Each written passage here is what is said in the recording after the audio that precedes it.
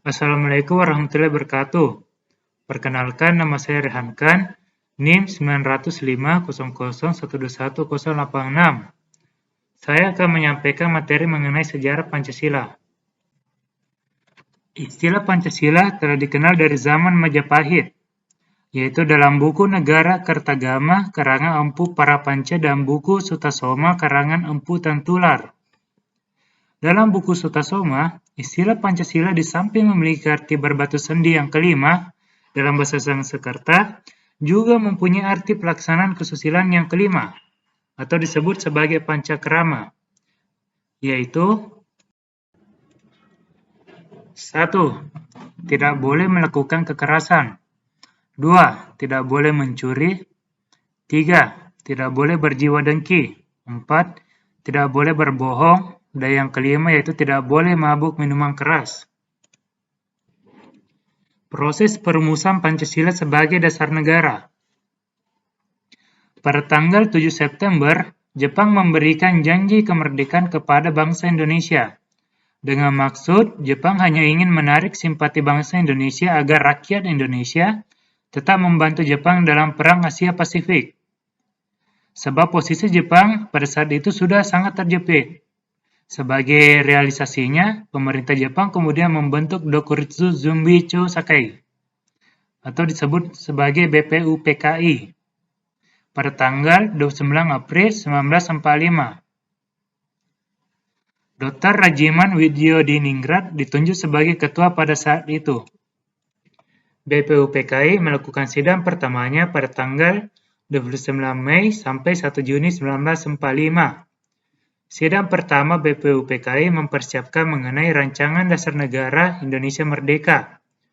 Beberapa tokoh yang mengajukan konsep yaitu: pertama, Profesor Mohyamin. Beliau menyampaikan rancangan dasar negaranya pada tanggal 29 Mei 1945. Beliau menyatakan bahwa dasar negara Indonesia Merdeka meliputi 1.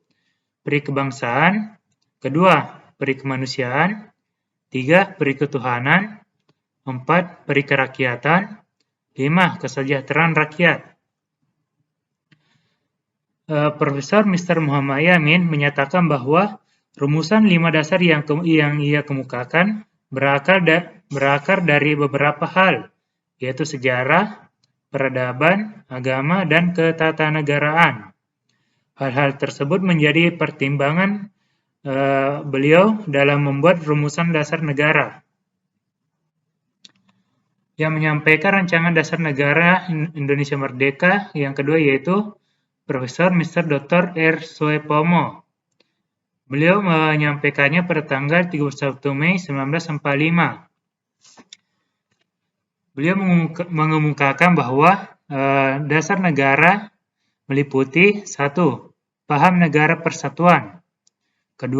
Perhubungan negara dan agama, 3. Sistem badan permusyawaratan, 4. Sosialisme negara, dan yang kelima, hubungan antar bangsa yang bersifat Asia Timur Raya. Yang menyampaikan rancangan dasar negaranya terakhir yaitu Insinyur Soekarno pada tanggal 1 Juni 1945. Beliau menyatakan bahwa rancangan dasar negara meliputi 1. Nasionalisme atau kebangsaan Indonesia, 2. Internasionalisme atau perikemanusiaan, 3. Mufakat atau demokrasi, 4. Kesejahteraan sosial, dan yang kelima ketuhanan yang Maha Esa atau ketuhanan yang berkebudayaan. Lebih lanjut, Insinyur Soekarno mengungkapkan bahwa kelima sila tersebut dapat pula diperas menjadi trisila, yaitu sosialisme, sosiodemokrasi, dan ketuhanan. Rumusan trisila itu sendiri dapat pula diperas menjadi satu sila, yaitu oleh Soekarno disebut sebagai Eka Sila, yang berarti gotong royong. Setelah sidang pertama, BPUPKI sepakat untuk membentuk sebuah panitia kecil yang berjumlah 8 orang, yang diketuai oleh Insinyur Soekarno. Panitia kecil ini bertugas untuk menyusun dan mengelompokkan semua usulan yang disebutkan oleh 3 tokoh tersebut. Panitia 8 tersebut terdiri dari Pertama, Insinyur Soekarno. Kedua, Muhammad Hatta. Ketiga, Sutarjo. Keempat, Wasid Hasyim. Kelima, Ki Bagus Hadi Koisomo. Keenam, Otto Iskandar Dinata. Ketujuh, Muhammad Yamin. Dan yang ke-8, Alexander Andrian Marimis. Para anggota sidang yang beragama Islam menghendaki bahwa negara berdasarkan syariat Islam. Sedangkan golongan nasionalis berpendapat bahwa negara tidak boleh mendasarkan hukum salah satu agama tertentu. Untuk mengatasi perbedaan pendapat ini, maka dibentuk lagi suatu panitia berjumlah 9 orang, yaitu pertama Insinyur Soekarno, kedua Muhammad Yamin, ketiga Wasid Hasyim, keempat Muhammad Hatta, kelima Abdul Qahar Muzakir, keenam Alexander Andrian Marimis, ketujuh Soebarjo, ke-8 Abi Kusuno Tejokrosujoso, dan ke-9 Agus Salim. Panitia 9 bersidang pada tanggal 22 Juni 1945 dan merumuskan calon mukadimah hukum dasar atau lebih dikenal sebagai Piagam Jakarta sebagai berikut. 1. Ketuhanan dengan kewajiban menjalankan syariat Islam bagi pemeluk-pemeluknya.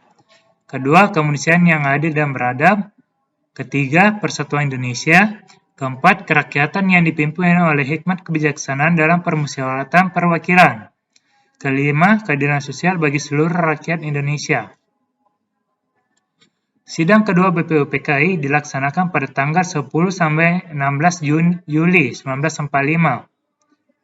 Sebagai pembukaan hukum dasar, sidang itu juga mengesahkan Piagam Jakarta.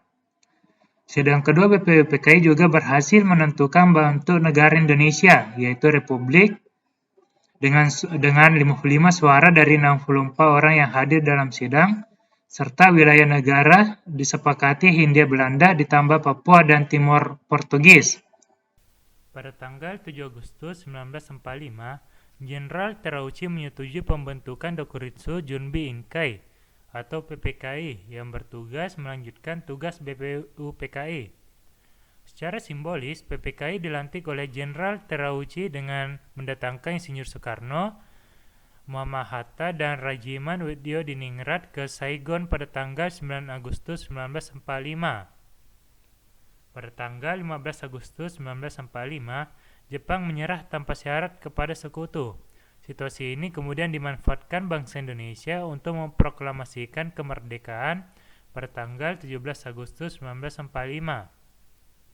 Kemudian pada tanggal 18 Agustus 1945, PPKI melakukan sidang yang menghasilkan keputusan berupa 1. Mengesahkan Undang-Undang 1945.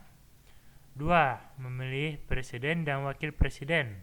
Permasalahan dalam isi Pancasila. Untuk pengesahan pembukaan, terjadi proses yang panjang. Ada utusan dari Indonesia Timur yang menemui Bung Hatta pada 17 Agustus 1945. Intinya, rakyat Indonesia Timur mengusulkan agar pada alinea keempat pembukaan, di belakang kata ketuhanan yang berbunyi dengan kewajiban menjalankan syariat Islam bagi pemeluk-pemeluknya, segera dihapus. Jika tidak, maka rakyat Indonesia Timur lebih baik memisahkan diri dari negara Republik Indonesia yang baru saja diproklamirkan. Hingga pada akhirnya, demi persatuan dan kesatuan, tokoh-tokoh Islam merelakan dicoretnya dengan kewajiban menjalankan syariat Islam bagi pemeluk-pemeluknya, yang kemudian digantikan dengan Yang Maha Esa. Rumusan Pancasila yang resmi terdapat dalam pembukaan Undang-Undang Dasar 1945. Bunyi lengkap teks Pancasila: 1. Ketuhanan yang Maha Esa. 2. Kemanusiaan yang adil dan beradab. 3. Persatuan Indonesia. 4. Kerakyatan yang dipimpin oleh hikmat kebijaksanaan dalam permusyawaratan perwakilan. 5. Keadilan sosial bagi seluruh rakyat Indonesia. Sekian materi yang sempat saya berikan. Mohon maaf apabila terdapat kesalahan dalam penyebutan kata atau kurangnya informasi yang saya sampaikan. Wabillahi taufiq wal hidayah. Wassalamualaikum warahmatullahi wabarakatuh.